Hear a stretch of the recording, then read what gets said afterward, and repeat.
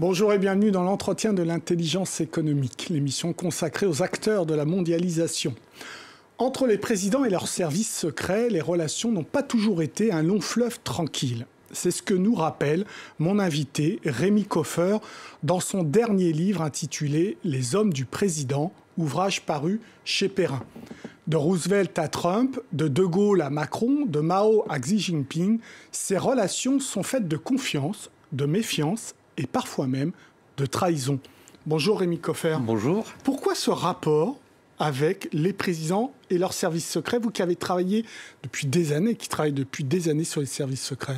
Précisément, le fin des services secrets, c'est de servir le plus efficacement possible. Et ils ne peuvent servir de manière efficace que dans la mesure où ils ont l'oreille du pouvoir politique. C'est-à-dire que le pouvoir politique lit leurs rapports, écoute leurs observations et en tient compte. Or, souvent, on constate que dans l'histoire, ça ne s'est pas fait et que ça aboutit souvent à des résultats très négatifs. Je pense la montée en puissance d'Hitler et les services de renseignement, entre autres français, prévenaient. Ils réarment, et on disait oui, non, mais bon, on connaît, oui. Et les politiciens français le prenaient pour un politicien comme eux, c'est-à-dire qu'il fait des promesses mais qui les tient jamais. Or, hélas, on sait qu'il a tenu ce qu'il lui promettait. Rapport d'homme ou rapport d'appareil? L'appareil sécuritaire et l'homme? Oui, bien sûr. Bien sûr, mais le pouvoir est plus ou moins centralisé. Donc ce livre, Les hommes du président, ça peut être des chefs de gouvernement, par exemple en Angleterre, qui ne sont pas présidents. Mais effectivement, il doit se nouer un type de rapport entre les structures de renseignement qui apportent normalement du renseignement et le pouvoir politique. Ça ne veut pas dire qu'il doit se plier à tout ce que lui disent ces services secrets, mais qu'il doit en tenir compte, parce que les services secrets ont une vision panoramique. En tout cas, ils sont là pour avoir une vision panoramique. Je parle des services secrets extérieurs. On va revenir sur la couverture qu'on va revoir. Alors là, est-ce que c'est, sans doute pas innocent, le président Kennedy, son frère, est derrière le chef des services de renseignement du FBI, Hoover?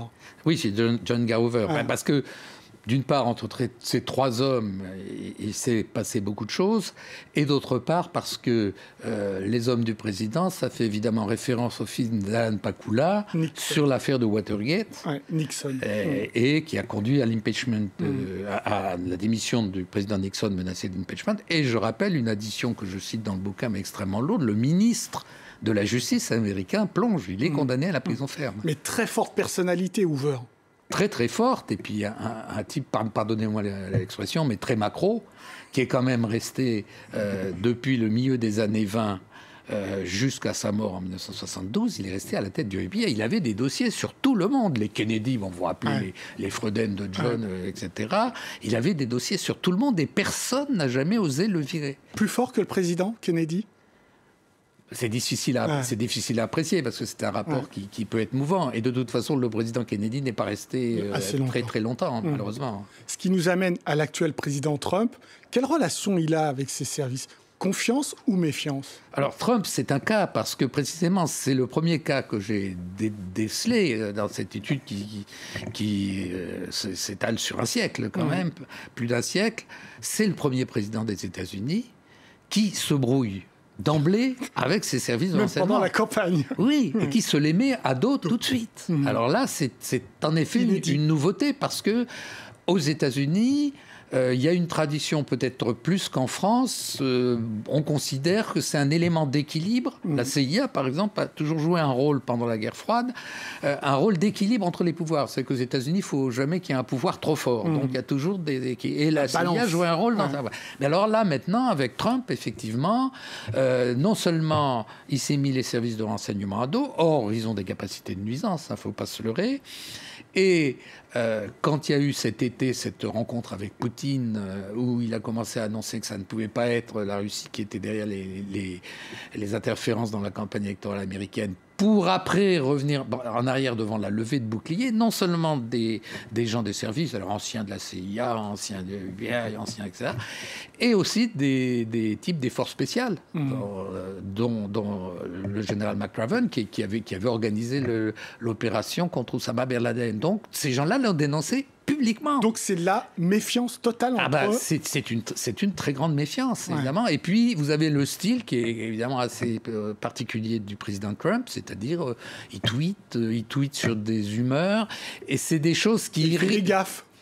Ça irrite les services de renseignement, ces réponses qui jugent trop rapides. Et en même temps, il a fait, comme dirait notre président, et en même temps, il a nommé l'ancien patron de la CIA ministre des Affaires étrangères. Et nommé une femme, d'ailleurs, pour la première fois, Gina Haspel, à la tête de la CIA. Donc la CIA peut fonctionner sans lui ou avec ses... La CIA continue évidemment à fonctionner, mais il y a forcément la méfiance d'origine. À mon avis, elle ne s'est pas dissipée. S'il veut stabiliser un peu sa politique, je pense qu'il a intérêt à stabiliser aussi ses relations avec les services de renseignement. Si on prend un homme comme Poutine, du coup... plus facile alors. Lui n'a pas le même problème. D'abord, il en vient. Il a été lieutenant-colonel du KGB. Et il s'appuie sur ce qu'il considère comme les seuls éléments stables en Russie, c'est-à-dire les siloviki, ce qu'on appelle les hommes des appareils de sécurité, qui ne sont pas uniquement les services de renseignement, mais aussi la police politique. Ça, c'est le legs soviétique. Et il s'appuie sur ces gens qu'il considère comme les seuls qui sont soit suffisamment costauds pour diriger la Russie. Et il les met à la tête d'entreprises, d'administrations. Voilà, il y a effectivement des nombreuses interférences, si vous voulez, qui sont voulues. C'est-à-dire que la nouvelle Russie est largement dirigée par les siloviki. N'oubliez pas quand même que le président Poutine, ça fait 20 ans qu'il est là. Donc, lui, pour le coup, il a stabilisé son pouvoir. Donc, harmonie totale entre le président et ses services ? Ce sont là, les hommes du président, oui, pour le coup, il nomme vraiment les gens qu'il veut nommer, et en plus, il les nomme pour longtemps. C'est-à-dire qu'ayant fait partie des services secrets, il sait qu'il faut quand même un certain temps pour que ces gens puissent travailler. Si c'est la valse permanente, alors là, non, c'est pas une bonne chose. Le président chinois et ses services ? Alors, Xi Jinping, je dirais presque l'empereur de Xi. Parce que Xi Jinping, quasiment, il a des pouvoirs considérables. Et il n'a pas tout à fait le prestige qu'avait Deng Xiaoping, mais il a plus de titres, il dirige beaucoup plus d'organes d'État que Deng Xiaoping. Deng Xiaoping ayant remis la Chine dans le sens de la marche et créé les nouveaux services secrets chinois. Alors il a eu un écueil, c'est qu'en 2012, il y a une espèce de tentative précipitée de coup d'État que je raconte en détail, organisé par Potsilai, qui était comme lui un fils de dirigeant purgé pendant la Révolution culturelle, et qui, à partir d'une affaire de droit commun, de l'empoisonnement d'un citoyen britannique qui était l'amant de sa femme, paniqué à l'idée que tout cela allait sortir, a lancé un coup d'État un peu improvisé avec Zhou Yongkang, qui était l'homme pour le parti qui dirigeait l'ensemble des services de sécurité. Les deux, maintenant, sont en tôle. Et Xi Jinping, du coup, a vraiment la haute main sur les services de renseignement, et en particulier sur le Guangbu, qui est le service de renseignement extérieur, qui est leur DGSE, sauf que les effectifs, je ne vous dis pas, évidemment, sont bien plus considérables, au moins 100 000 personnes. Donc la totale confiance entre la tête et les bras qui... Oui, parce que vous avez au sein de la nomenclature chinoise, si vous voulez, il y a le traumatisme de la révolution culturelle quand même. Et alors, ils ont décidé qu'il ne fallait pas aller vers des troubles du même ordre. C'est-à-dire que tout le monde peut prétendre, tous les gens de la nomenclature, ce qu'on appelle les fils de princes là-bas, c'est-à-dire les fils de grands dirigeants qui sont eux-mêmes devenus des grands dirigeants. Ils se sont accordés sur Xi Jinping. Et maintenant, il lui laisse la main. C'est pour ça que je dis, une boutade évidemment, mais que c'est une forme de nouvel empereur de Chine. Alors, en France, actuellement, vous êtes très sévère avec le président Hollande dans ses rapports avec les services de renseignement. Oui, parce que c'était une catastrophe à les raconter à des journalistes. C'est pas le rôle des journalistes, c'est de chercher les informations. Mais le rôle des présidents n'est pas de raconter, de dire, regardez, je peux faire tuer tel type, etc. Bon, je trouve ça assez indigne. Et les socialistes ont un long parcours chaotique avec les services de renseignement. Alors, le président Macron, évidemment, lui arrive sans passif. Il n'a pas de passif. Il a visiblement l'intention de remettre la France parmi les acteurs centraux de la politique mondiale, ce qui nécessite des services de renseignement extérieur. Et là, j'insiste, il ne s'agit pas de police politique ou de choses de genre, il s'agit de la DGSE, c'est-à-dire de renseignement extérieur. Et il a la nette volonté que ces services de renseignement deviennent à la fois plus efficaces, plus modernes, et d'accentuer le processus de féminisation qui est en cours. Donc, bon, oui. Mais il doit faire face aussi à une menace terroriste. Donc, est-ce qu'il doit donner la priorité à la DGSI, donc les services de sécurité intérieure, non pas des services de renseignement, ou au contraire, donner la priorité à la DGSE, les services secrets?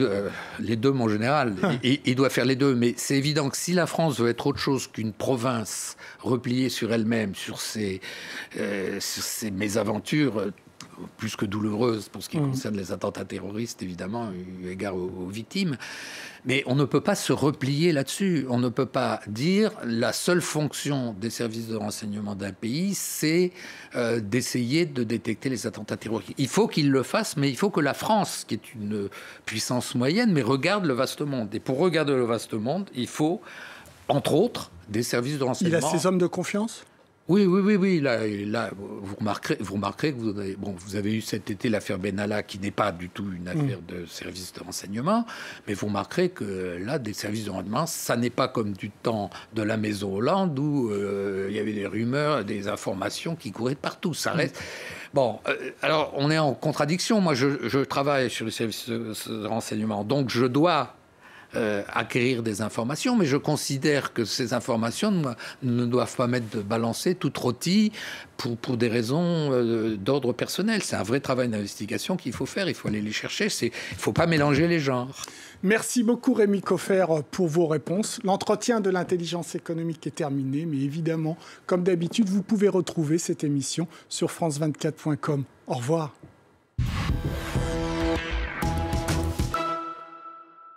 Austérité, déflation, flexi-sécurité. Les termes économiques vous effraient? Vous n'y comprenez rien. Décomplexez-vous en regardant le gros mot de l'écho. Un moyen simple et ludique pour comprendre l'économie avec Myriam Mascarello. Le gros mot de l'écho, présenté par Myriam Mascarello. À voir sur France 24 et france24.com.